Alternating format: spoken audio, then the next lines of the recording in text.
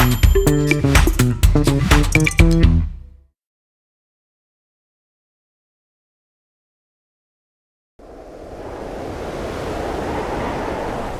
you know there's a mini India in Singapore called Little India? It's one of Singapore's coolest districts. Not many people know, but Little India has an underground art scene. Local artists use the vibrant neighbourhood as their canvas.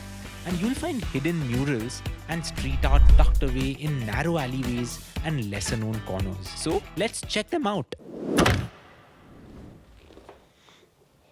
Rolling? Hi everyone, I'm Neil Patil, co-founder and chief operating officer at Veena World. I'm also a father and a very curious traveler.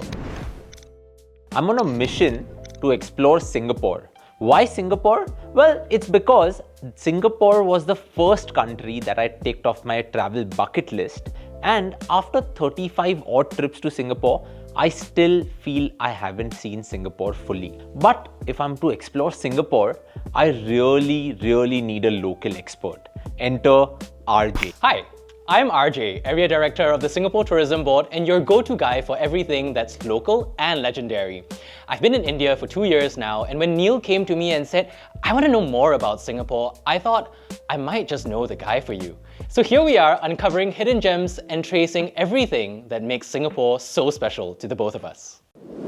Join me and Renjie as we explore how Indian culture blends into Singaporean life. We'll take you on a journey through street art, food, and a whole lot more.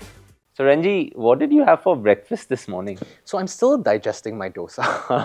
A dosa, right? A dosa, which it's weird because in Singapore, we don't call them dosas. We call them tose. I think it's like a Tamil thing. And every time I'm here, I have to remind myself not to call it a dosa. So you'll call it a sada dosa. Tose. T-H-O-S-A-I. Tose.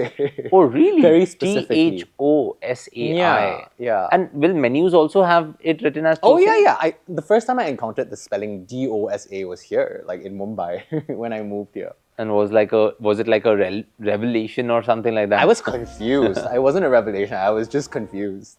Awesome. So speaking of dosa, we are going to talk about Little India. What is Little India?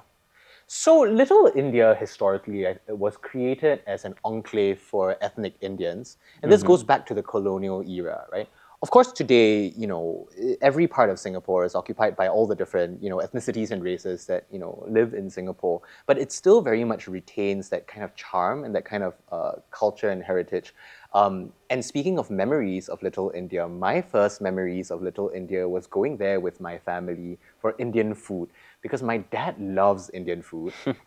And that was the place actually that, now that I think about it, I was introduced to the concept of a thali in this one restaurant called Muthu Curry. Muthu's Curry. Is it still there? It's still there. It's still very much an institution. And what they're famous for is, of course, the thali. And so, as a kid, being very amazed that they come around and give you more and more eggplant, more and more bhindi, and of course, like heaps of rice. But also this dish called the fish head curry, which is a very Singaporean thing. I don't think you find this down in Tamil Nadu. Ostensibly, it's a Tamil dish, but it's a huge fish head that's stewed together, of course, with curry, a lot of vegetables, okra, and eggplant, tomatoes, and so on.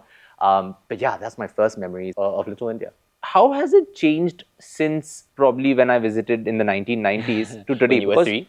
Yeah, because I don't think I've been to Little India in the last 10 years. Oh my goodness. And I'm seeing a lot of change happen all across the city. Yeah. So I'm sure Little India has also evolved, right? So I will say, I think one of the coolest things about Little India for me today is that, yes, it's still very much the traditional institution. So you have your spice shops, and you have, the Mustafas, and you have, obviously, very, very traditional jewelry stores and silk stores and so on.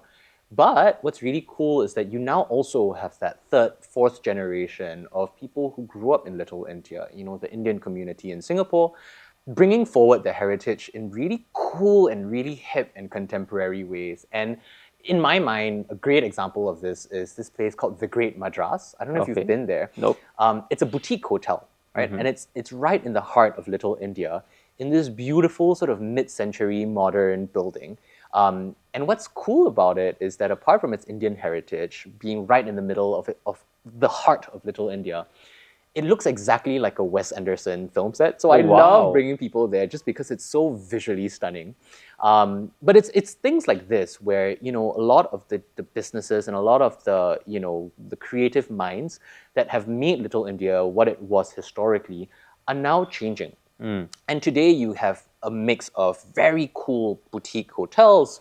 You have really cool concentration of murals. In fact, I think it's probably one of the highest densities of street murals, street art in Little India. And so across very historic shophouse facades, you see these very, you know, bright, vibrant murals that depict everything from buffaloes to flower shops to Bollywood stars to even Gond art. There's a beautiful mural there on the facade of a hotel called Broadway Hotel that depicts Gond art. And it's by a local artist named Sam Low that was in collaboration actually with street art, of course, a very, very important institution here in Mumbai and in India.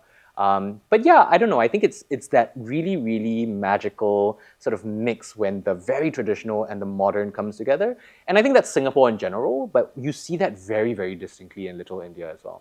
So, along with the fish head curry, like, do you have any like bucket list items that people should really go to apart from the ones that we've already mentioned? Yes. So in the realm of food, I will say my like memory of Little India today, if you ask me what I associate Little India with, is this one place called Meatsmith Little India. Okay. Meatsmith is a wonderful Singaporean restaurant. They do live fire cooking, which means they cook over the grill. Of course, a lot of meat.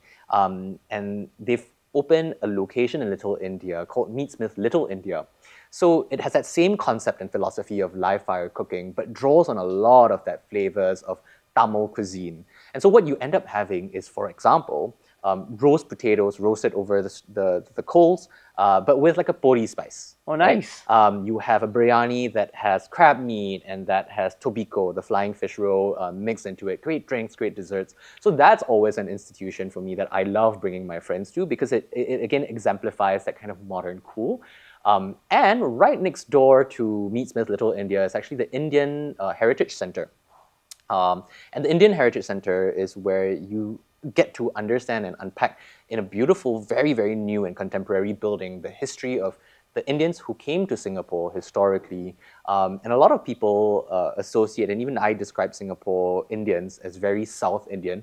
But the truth is, it's not just Tamil, right? It's also Malayalis. It's also the Punjabis who came over. There's a big Sikh population in Singapore as well. And so you hear their stories, you see these family heirlooms, honestly, just really incredibly well-preserved heritage, put in very, very contemporary settings. So I think that's always something that I love bringing people to as well.